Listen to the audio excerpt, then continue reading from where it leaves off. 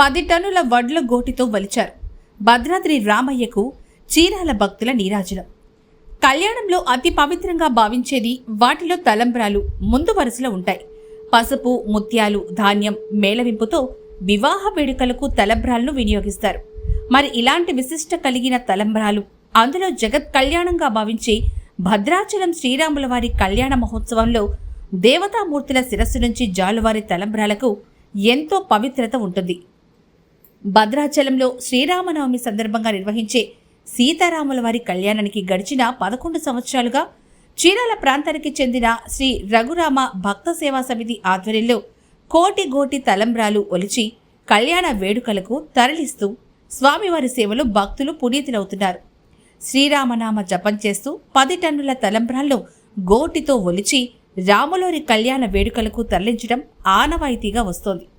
ఈ కళ్యాణ మహోత్సవానికి అన్నీ తామై స్వయంగా వివాహ వేడుకలను నిర్వహిస్తున్న భావన తమలో కలుగుతుందని అంటున్నారు నిర్వాహకులు పొత్తూరి బాలకేశవులు.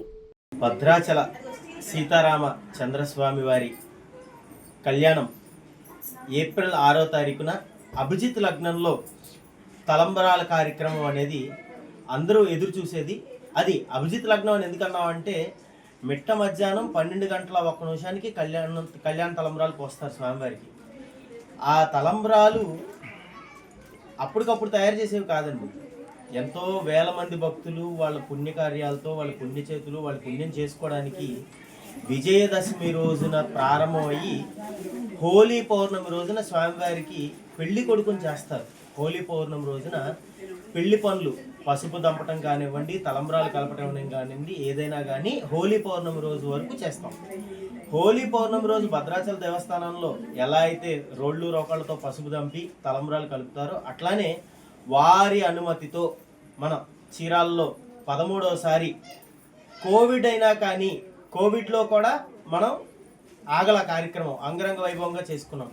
అట్లానే ఈ సంవత్సరం కూడా స్వామివారి కార్యక్రమం ఎటువంటి లోటు లేకుండా జరుపుకుంటున్నాము, జరుపుకుంటూ ఉందాం. ఇంకా ఇట్లానే మనకి ఈసారి పర్ణశాల అంటే స్వామివారు వనవాసం సమయంలో పర్ణశాలలో చాలా రోజులు ఉన్నారు. శబరిని కలిసింది కానివ్వండి, లేదంటే జింక వేటాడి అన్నారు కానీ జింకని వేటాడింది కానివ్వండి, అన్నీ అక్కడే ఆ పర్ణశాల కార్యక్రమంలో పర్ణశాలలో కూడా కళ్యాణం జరుగుతుంది స్వామికి. అక్కడ కూడా ఈసారి మన తలంబ్రాలని, మన పూలదండల్ని, లేదా మన వస్త్రాలని అన్నీ మనన్నే ఏమని చెప్పి ఈసారి వారు కోరి ఉన్నారు. వారికి కూడా ఇవ్వడం జరుగుతుంది. వాళ్ళు కోరటం కూడా కాదండి, మేము కోరిన వెంటనే మా దాతలు కూడా మాకు సహకరిస్తున్నందుకు మేము దాతలకి, దేవస్థానం వారికి ఇద్దరికి కూడా ధన్యవాదాలు తెలుపుతున్నాం.